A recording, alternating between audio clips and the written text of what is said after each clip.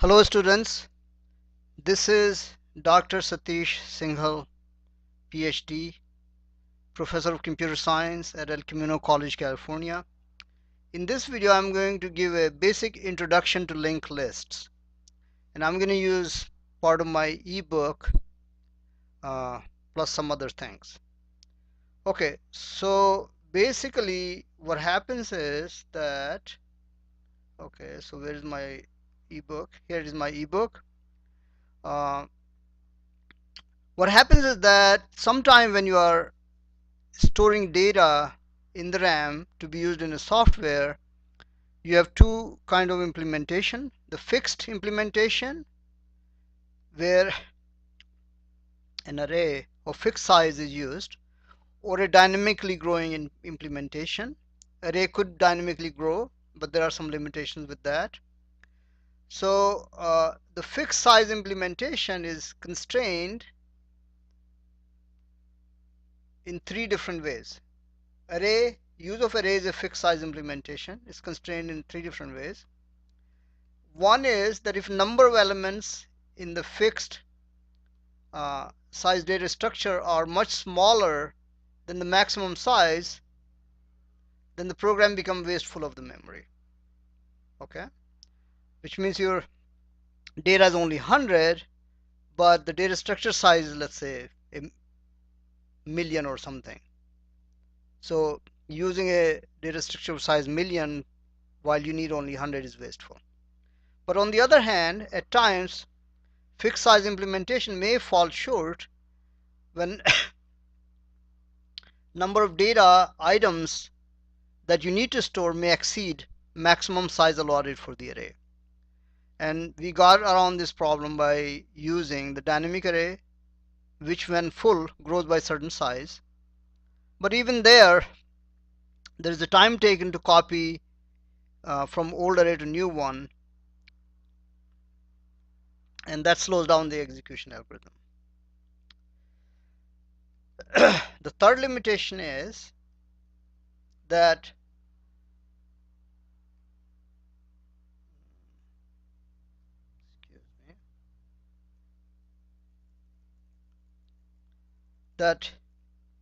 array implementation of data structure will need the contiguous memory allocation in the memory space, and when memory becomes fragmented, then a contiguous block of memory may become unavailable. So all these three limitations are avoided by something called a linked structure or a linked list. In linked structure, every element in the structure stores a reference to the next element in the structure. We also call such structure a dynamic structure because they can grow and shrink dynamically, and their capacity will be limited only by the memory available from the operating system.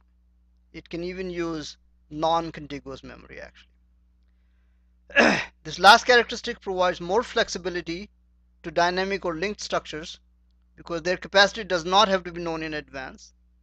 Fixed structures such as arrays are of course faster than dynamic structures such as linked list because arrays have random access, but they're also less flexible. Okay.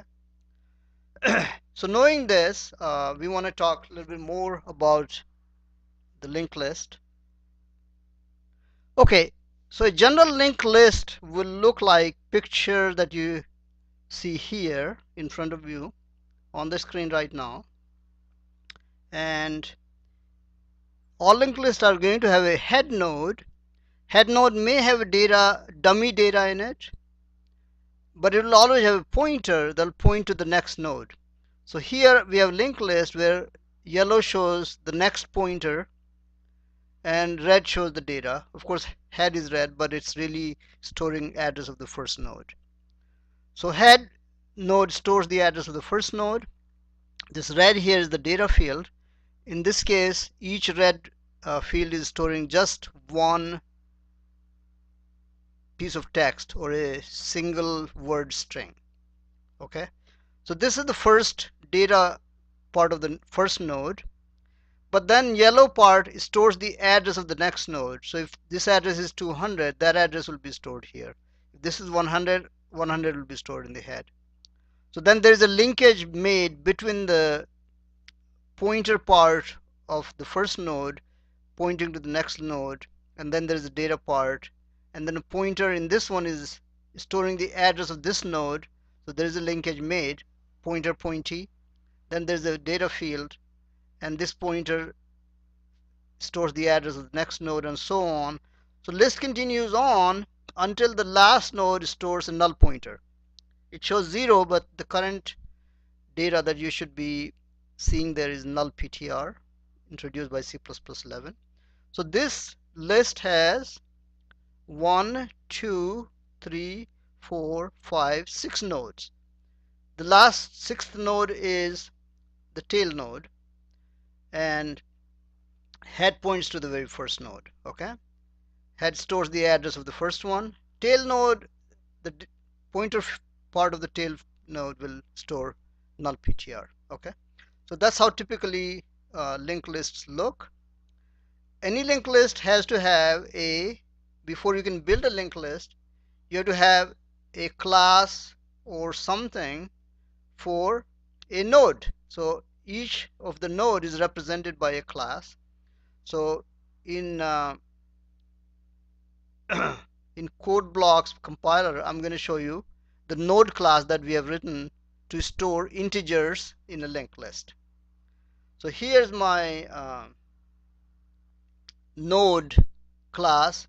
When I mean class, I mean struct, union, or class. All three are being called with the generic name called class. So you say struct node, and since I want a linked list storing integers, there's a data field which will be analogous to this red field here. Okay, here the string was the field, but over here integer is the data field. You can have more than one data field in a linked list. That's absolutely not a problem. It could even be another class. But then you have to have something called node pointer next, which means C++ does not allow a class or a struct to be a member of itself, but it could have a pointer to itself as a member. So we have that. So the purpose is that each node is going to store address of the next element in the linked list. Okay, here's the constructor. Doesn't really do very much. Whatever data value was sent to the constructor, that is stored in the data field. You can see that here in the initialization list. A pointer may be sent, or if it's not sent, the null PTR will be used. And there's a little bit more code for the toString. We're not going to worry about this too much right now, but basically this can be used to create the string version of each node and then the linked list. Okay, so hopefully that part is clear now.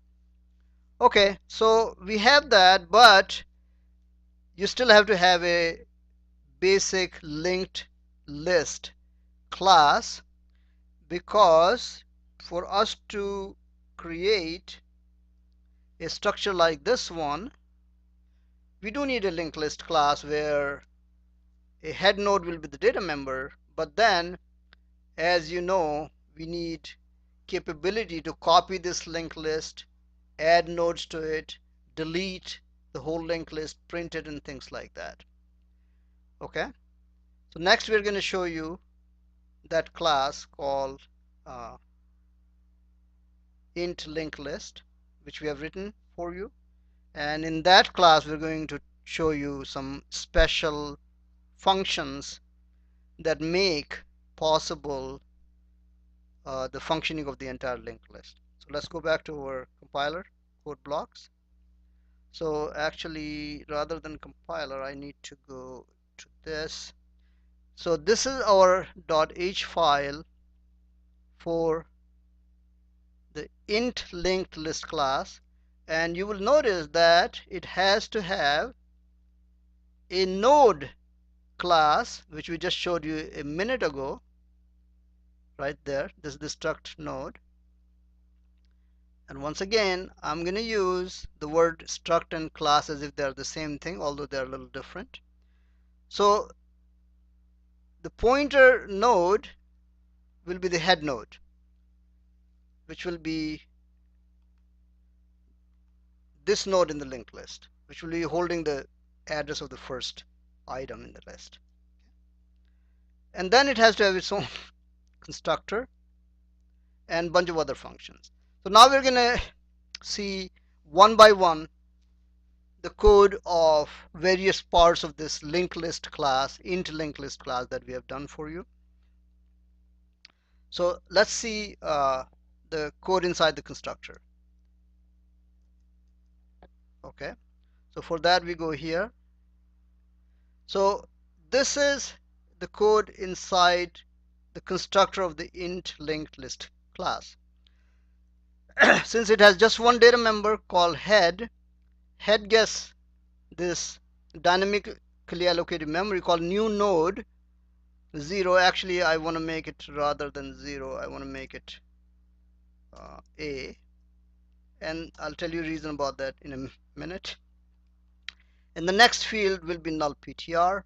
So really, if I go back to my picture here, head node will have two fields. One will be letter A, and other will be just null PTR. So if this were the head node, A will be stored here and null PTR will be stored here. That's how it will be. Actually, I think there's another picture I can show you to clarify that. Yeah, okay. So if this will be the head node, although it is shown like single piece here, but it has to have two fields always. So it'll have the A here and the null PTR here. Okay, all right.